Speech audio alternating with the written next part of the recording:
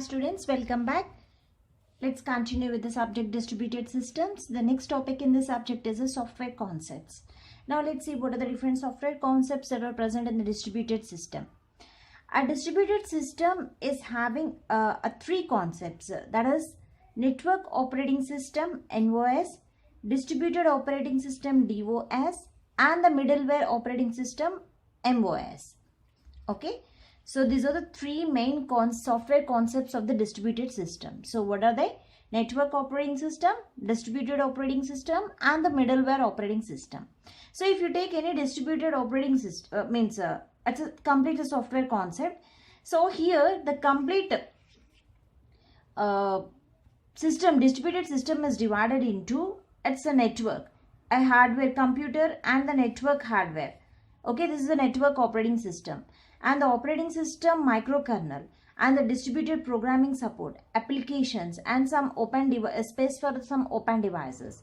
Okay, so here this structure means the open services, distributed programming support, and the operating system microkernel comes under the distributed operating system. Okay, and this here the applications is it's a middleware operating system, and the hardware is a computer and network operating system. So let me explain you one by one. First, what is a network operating system? A network operating system, it built using a distributed system from a network of workstations connected by a high-speed network.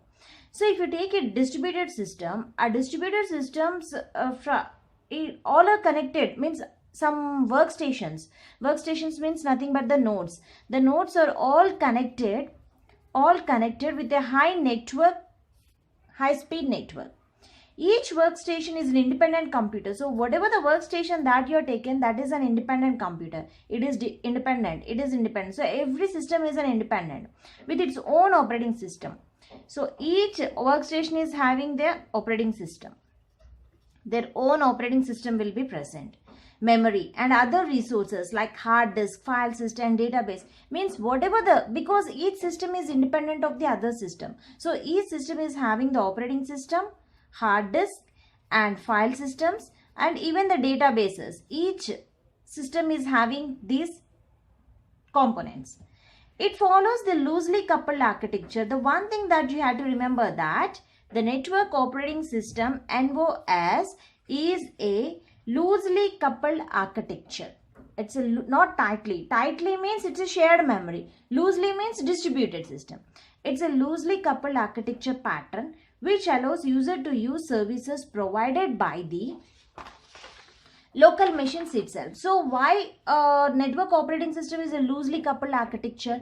Because the pattern, whatever you are going to be arranged, the systems, that follows the user to use services provided by the local machines itself. So just see here, this is the diagram. Here the machine A, machine B, machine C, three machines. Let's take three machines. Each system is independent to other system. So here the system is having the distributed applications, and each system has an NOS, that is a network operating system service. Each machine is having their own network operating system services, and a kernel will be connected, and all the systems is connected with a network. So by seeing this diagram, what do you understand? Here each workstation, this is a workstation, each workstation is an independent computer with its own operating system, that is a network operating system, and the memory and other resources like hard disk, file system and database. Okay, so see here is the client 1 and the client 2. These client 1, client 2 are connected over a network, okay, and uses a server, the file server. So these two clients are using one file server.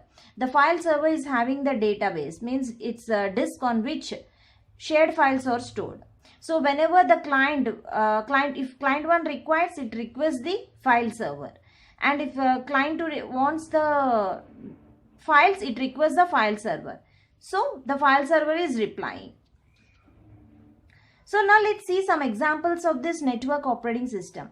The examples are the remote login, where user workstation is used to log in to remote server and execute. So here you can say this is the user 1 and the user 2. The user want to access this file. How he is going to access the file? He has some remote login, means with the username and the password. So is used to log in to remote server and execute the operations, the remote commands over the network.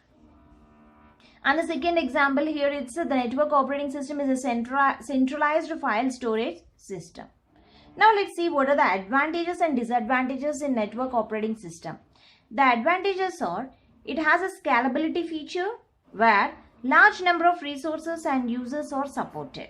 And disadvantages, it fails to provide a single coherent view. So the main disadvantage in using this network operating system is it's going to fail. It fails to provide a single coherent view. So this is about the network operating system. Thank you.